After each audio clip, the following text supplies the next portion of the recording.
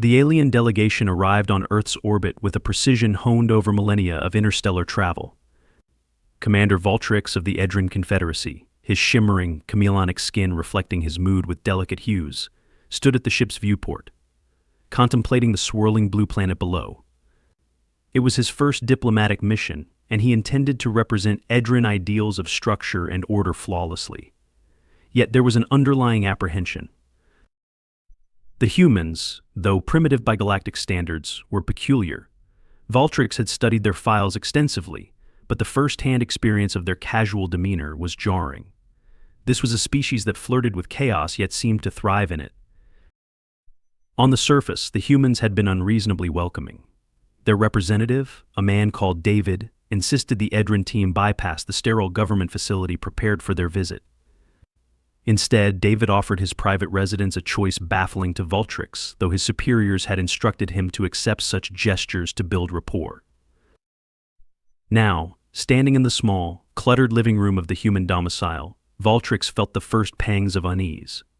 The air carried a cacophony of organic aromas that played havoc with his hypersensitive olfactory system. The walls were an overwhelming mosaic of trinkets, mismatched furniture, and framed images of smiling humans. But none of these disorienting features held his attention for long. The true source of his discomfort perched on a cushioned seating structure, its amber eyes fixed on him with unwavering focus. Sleek and fluid, its body radiated quiet menace, despite its diminutive size. It was motionless except for its tail, which flicked in precise arcs like a metronome marking time. "Why is it staring at me?" Voltrix's normally composed voice betrayed a tinge of alarm. His skin shifted to muted teal, a color indicating caution in Edrin physiology. David glanced at the creature and grinned, that unnerving display of teeth humans called a smile. "Oh, Misty? She's just curious. Probably thinks you're interesting." Voltrix's skin darkened slightly. "This, Misty. It is analyzing me." David chuckled, the sound puzzlingly casual. "Nah, she just wants food." Food, Voltrix echoed, his neural translator adding a perplexed tonal nuance. "This predator resides in your home in exchange for sustenance." "She's not a predator," David said, laughing louder. "She's a cat. And technically she doesn't reside here, she owns the place. I just happen to pay for it." Voltrix turned to his diplomatic aide, Trolloc, whose elongated limbs were rigid with tension. Trolloc's wide, reflective eyes remained fixed on the creature. Commander Trolloc whispered, "The entity emits an unusual energy pattern. I recommend caution." Misty yawned, baring her sharp, glistening teeth, and stretched in a movement so deliberate it seemed calculated. Then, as if to confirm Trolloc's suspicions, she leapt gracefully from her perch and began advancing toward Voltrix. Her amber gaze did not waver. "Is it?" Approaching me, Voltrix's tone was sharper now, his skin flickering in uneven gradients of green, a rare sign of his internal conflict. "She's curious," David said with a wave of his hand. "Just let her sniff your hand. That's how cats say hello." Voltrix took a step back. "Sniff my hand? For what purpose?" "To get to know you," David said, as though it were obvious. "She's friendly. Mostly." The commander's skin flashed emerald, his equivalent of a panicked frown. "This friendly creature is clearly designed for subduing prey. It has claws, fangs." "Relax," David said, leaning casually against a nearby wall. "She's just a cat. They're soft, cuddly, and occasionally demanding. But adorable, right?" Misty stopped just short of Voltrix, her body low and tail curling neatly around her paws. She stared up at him with an unnervingly deliberate expression. "I disagree," Voltrix said flatly. "This is not adorable. This is unsettling." Before anyone could reply, Misty sprang forward in a blur, landing lightly on Voltrix's lower appendage. The commander froze, his body rigid as his skin shifted through a kaleidoscope of colors, ending in a pale lavender. Misty rubbed her head against his shin with disarming confidence. "Commander Voltrix, are you all right?" Trolloc's voice trembled with concern. Voltrix's voice tightened. "I am being accosted. It is initiating contact. What protocol applies?" David, clearly trying not to laugh, approached casually. It's called affection. Take it as a compliment. She's picky about who she likes. She likes me, Valtrix's voice rose in disbelief. This feels invasive, not complimentary. She's just saying hello in her way. It means you've got a vibe she trusts. Valtrix exchanged a bewildered glance with Trolloc, who was still frozen in place. Commander Trolloc whispered, "What if it is testing your defenses?" "Then I will have failed," Valtrix muttered. Misty, undeterred, made her next move. With a quick leap, she perched on Valtrix's shoulder, kneading his uniform with her paws. He emitted a sound Trolloc would later categorize as a mix between a squeal and a warble. David approached with a grin, lifting Misty off Valtrix with practiced ease. "All right, Misty, let's not overwhelm our guest." Valtrix took several steps back, visibly composing himself. His skin returned to a steady aquamarine, though his voice remained tense. "You allow this entity such liberties? It asserts dominance freely, and you do nothing." "She's not dominant," David said, cradling Misty, who purred audibly. "She's just confident. Cats don't follow rules like we do. You learn to live with it." Valtrix studied the human closely, his mind working through this strange revelation. You willingly coexist with beings of such erratic behavior. David shrugged. "Yep, that's just how cats are. They're part of the family." Valtrix's gaze drifted to Misty, who had resumed her regal composure in David's arms. He made a note in his internal log: domestic earth feline. Small but incomprehensibly formidable. Further study required. For now, he decided it was best to observe from a distance. Still, a small part of him couldn't help but marvel. Humans, he realized, had an extraordinary ability to embrace the unpredictable. Whether that was an asset or a danger was yet to be determined. The following day, the Edrin delegation found themselves seated in David's modest garden under the watchful gaze of Earth's sun. David had insisted it would be a relaxing way to discuss trade opportunities. However, the delegation's focus was repeatedly drawn away by a figure lurking in the periphery. Misty had taken up position atop a stone bird bath, her posture imperious. She groomed herself intermittently, but her sharp eyes returned again and again to the assembled Edrins. Valtrix, seated stiffly in a folding chair, tried to ignore her presence, but her every movement sent his skin rippling in muted shades of teal and green. "She is stalking us," Valtrix murmured to Trolloc, his voice low. "Look at the calculated angles of her gaze." Trolloc's reflective eyes flicked toward Misty. "Commander, her energy signature is fluctuating again. I recommend heightened vigilance." David returned from the house carrying a tray laden with earth beverages. "You guys seem tense," he said, setting the tray down on the garden table. "Misty's harmless. You can just ignore her." Valtrix's skin turned a vivid green. "That is not possible. Her presence is oppressive." David chuckled, passing mugs to the delegates. "She's just hanging out. You're overthinking it." "She exhibits predatory behaviors," Valtrix insisted. "Her posture, her watchfulness. This cannot simply be dismissed." Commander Trolloc interjected, holding the mug gingerly. "Perhaps humans have adapted to living under constant threat. Their culture appears to normalize such hazards." David laughed outright at this. "Misty's not a hazard, she's a cat. Cats are playful, curious little things. You're reading way too much into her."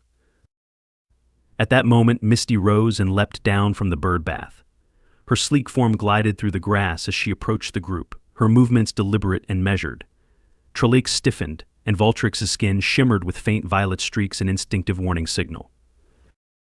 She advances, Trolloc whispered. "What does this signify?" David sipped his coffee, utterly unfazed. "It probably means she's bored. Maybe she wants a snack." Valtrix turned to him sharply. "You mean to say she is motivated by hunger?" "Sometimes," David replied. "Other times she just wants attention." Misty stopped a foot away from the table and sat, curling her tail neatly around her paws. She tilted her head, fixing Valtrix with those amber eyes that seemed to pierce through his exterior and into his very psyche.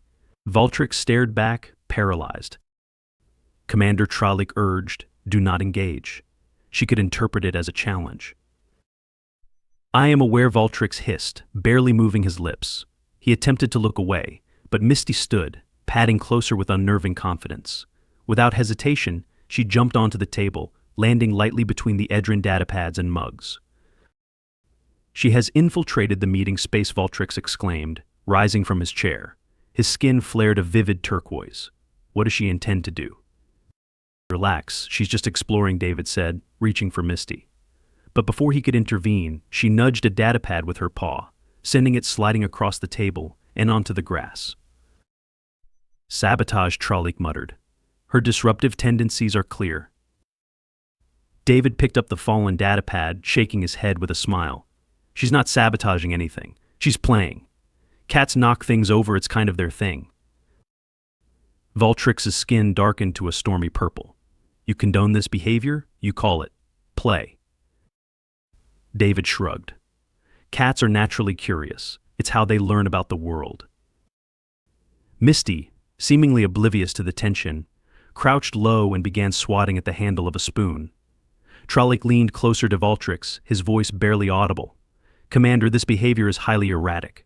I suggest we terminate this meeting and retreat. We cannot, Valtrix replied through clenched teeth. Our mission requires continued engagement with human customs, no matter how baffling. Misty suddenly stopped, her ears swiveling toward the sound of rustling leaves. In an instant, she launched herself off the table, streaking across the garden with astonishing speed. The Edrins watched, dumbfounded, as she tackled a small, fluttering insect mid-air, landing gracefully with her prize clasped between her paws. Remarkable, Tralik said, his voice tinged with reluctant awe.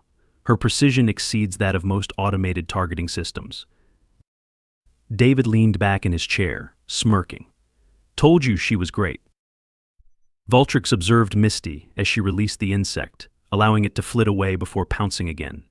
She seemed to revel in the exercise, her movements fluid and unerringly accurate. She demonstrates advanced hunting behaviors, Valtrix muttered, yet she does not consume the prey. Is this another form of play? Kind of, David replied. Cats love to hunt, even if they're not hungry. It's instinct. An instinct to exert dominance over smaller entities, Tralik said, noting Misty's calculated pauses between attacks. This mirrors predatory hierarchies. David chuckled. Or maybe she just thinks it's fun. Valtrix's skin returned to a contemplative shade of silver. This level of unpredictability is unsettling. Yet I am beginning to understand why humans tolerate it. Because she's adorable, David supplied. You don't need a reason beyond that. Valtrix studied Misty as she returned to the group, her tail held high, the insect forgotten. She leapt onto David's lap, curling into a contented ball and emitting a deep, rhythmic purr. Commander, Tralik murmured, she emits calming vibrations. Could this be a form of psychological manipulation? It is highly effective, Valtrix admitted reluctantly. His skin flushed pale lavender, a sign of subdued intrigue. Her influence on humans may warrant deeper analysis. David scratched Misty behind the ears, smiling warmly. She's not manipulating anyone. Cats are just themselves. You either love them or learn to live with them. Valtrix exchanged a glance with Tralik, whose expression mirrored his own uncertainty. Misty's behavior defied every principle of logic and order they held dear. Yet, as her purring filled the garden with an inexplicable sense of peace, Valtrix felt his earlier apprehension begin to ebb. Commander, Tralik whispered, should we request to conclude the visit early? Valtrix hesitated. Not yet. There is still much to learn. He cast a final glance at Misty, who had drifted into a serene slumber on David's lap. Though he could not explain why, Valtrix felt compelled to continue studying this small, unpredictable creature. She represented a facet of Earth and humanity itself that the Edrins had not yet grasped. And for the first time, Valtrix wondered if they ever truly would. The Edrin delegation was halfway through their scheduled meetings, though the precise agenda had unraveled under the influence of Misty's constant, unpredictable interventions. The humans' residence remained a hub of baffling activity. Valtrix had grown accustomed to Misty's silent surveillance, yet every new encounter brought fresh perplexities. Now, as the delegation sat around a dining table reviewing potential trade agreements, Misty prowled the perimeter like a predatory overseer. She watches us constantly, Trollic murmured, his elongated fingers clutching a data pad. Does she understand our purpose? Doubtful, Vultrix replied, his skin shifting to a muted green. Yet she projects authority despite her ignorance. A paradox. David strolled into the room carrying a platter of what he'd called snacks. You guys are still tense, he observed. Misty's harmless. I promise. Your assurances carry little weight, Vultrix said. She is unpredictable, and unpredictability undermines efficiency. Not everything has to be efficient, David replied, setting the platter down. Sometimes it's about enjoying the chaos. Trollic regarded the platter warily before poking at one of the morsels. Chaos as a philosophy? Absurd. The Edrin way ensures balance and predictability. David chuckled. You'd hate most Earth families then. Chaos is pretty much the default setting. Misty chose this moment to leap onto the table, landing with feline grace. She sniffed the platter, then sat down, curling her tail neatly around her paws, her amber eyes fixed on Vultrix. She claims the food as her own, Trollic exclaimed. David waved dismissively. Relax. She's just curious. She does not eat it, yet she asserts dominance over it, Vultrix said, his tone tinged with frustration. Why does she not consume her prize? David shrugged. Cats are picky. They don't eat just anything. It's got to be something they approve of. She approves. Vultrix's skin flared an incredulous blue. She evaluates sustenance as though it must meet her standards. Exactly, David said, grinning. It's her world. We just live in it. Misty swatted a morsel off the plate, sending it tumbling to the floor. The Edrins recoiled as though she'd fired a weapon. Then, with studied indifference, she jumped down, nudged the fallen food with her paw, and strolled out of the room. Vultrix stood, his hands clasped behind his back. She exerts control over her environment without clear motive. This behavior cannot be tolerated on Edrin vessels. Well, David said, leaning against the wall, good thing she's not on an Edrin vessel.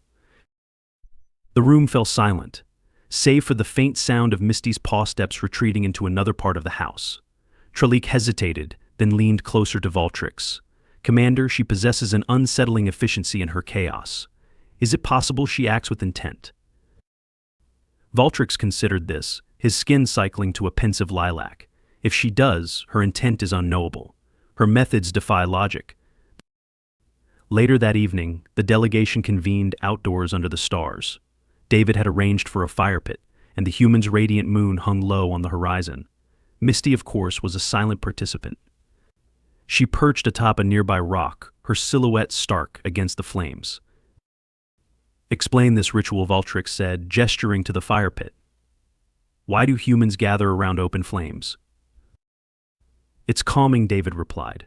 People tell stories, relax, maybe roast marshmallows if you're feeling fancy.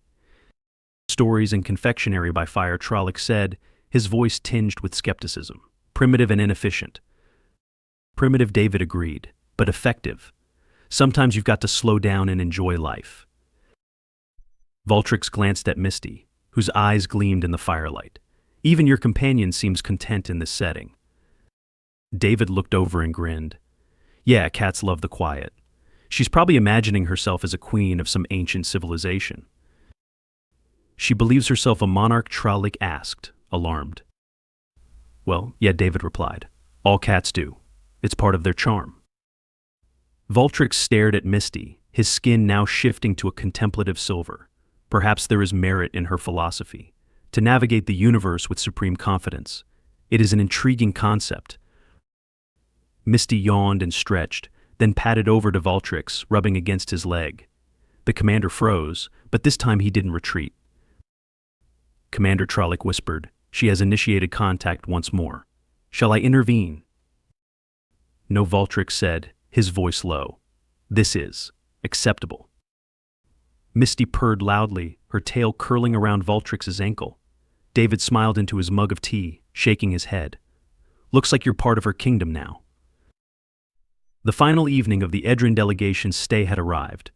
Misty, true to form, remained the enigmatic centerpiece of their human experience. She had commandeered Voltrix's chair during a briefing session, batted Trollick's data pad onto the floor, and shredded an official document with one decisive swipe of her claws. Despite this, Voltrix found himself oddly reluctant to leave her behind. The Edrins gathered in David's living room, the atmosphere tense as Voltrix prepared to address the group. Misty lounged on the couch, her amber eyes half-lidded, as though she were the true diplomat in the room. Before we conclude our mission, Voltrix began, his skin glowing with subtle iridescence, I must address the matter of the feline entity known as Misty. David perked up, cradling his mug of tea. Oh, this should be good. Misty has proven to be an unparalleled anomaly in our studies of Earth. Voltrix continued, gesturing toward the cat. Her behaviors defy categorization, her motives remain inscrutable, and her energy readings suggest a complexity far beyond her diminutive size. Trollick nodded solemnly. We have recorded no fewer than 17 instances of her initiating contact, each with a unique intent. She operates with precision. David snorted into his tea. Precision? That's one way to put it. Voltrix ignored him. We have learned much about humans through our interaction with this creature. Your species' willingness to coexist with such capricious beings speaks to a remarkable tolerance for unpredictability. Or just a soft spot for fuzzy troublemakers, David offered. Voltrix's skin shifted to a thoughtful silver. Perhaps it is both. Misty embodies a paradox, chaotic yet deliberate, fragile yet formidable. She is, in many ways, a reflection of humanity itself. David raised an eyebrow. You're saying Misty is a metaphor for people? Precisely, Voltrix replied. Your species' adaptability and resilience are mirrored in her ability to thrive in an environment dominated by creatures much larger than herself. She navigates uncertainty with confidence. It is admirable. David looked at Misty, who was now busy grooming her tail, utterly oblivious to the profound discussion about her existence. Well, she is pretty great. She is more than great, Trollick said gravely. She is formidable. A comfortable silence settled over the room as the delegation reflected on the strange, tiny creature that had upended their understanding of Earth. Misty, sensing the attention, stretched luxuriously and began to purr. The sound resonated through the room, a low, soothing hum that even Voltrix found oddly calming. Commander Trollick whispered, Do you think we could bring her back to the Confederacy? For study. David's eyes widened. Hold up. You can't just take my cat. Voltrix raised a placating hand. Fear not, David. We respect your bond with Misty. She shall remain on Earth, where she clearly belongs. David relaxed, giving Misty a gentle scratch behind the ears. Good. Because if you tried to take her, she'd probably end up running your ship. Voltrix considered this for a moment, then nodded. That is entirely plausible. As the delegation prepared to depart, Misty sauntered over to Voltrix, rubbing against his leg one last time. Voltrix looked down at her, his skin glowing a soft lavender. Goodbye, Misty. You have taught us much. Misty meowed in response, her tail flicking as she turned and padded away. Voltrix watched her go, a strange mix of relief and regret washing over him. David walked them to the door, shaking hands with Voltrix. Safe travels, Commander. And don't forget, if you're ever back on Earth, Misty and I will be here. Voltrix nodded. I shall remember. Farewell, David, and thank you for sharing Misty with us. As the Edrins boarded their vessel, Voltrix looked back one last time at the small house and the creature that had so thoroughly upended his understanding of humanity. Commander Trollick said, his voice low, Do you believe all humans are like David? Voltrix hesitated before answering. I believe humanity is unique in its unpredictability. If Misty is any indication, their capacity for coexistence is limitless. The ship rose into the atmosphere, leaving Earth behind. Yet, as they journeyed back to the stars, Voltrix couldn't shake the image of Misty, the small, inscrutable creature who had forever changed how he viewed an entire species.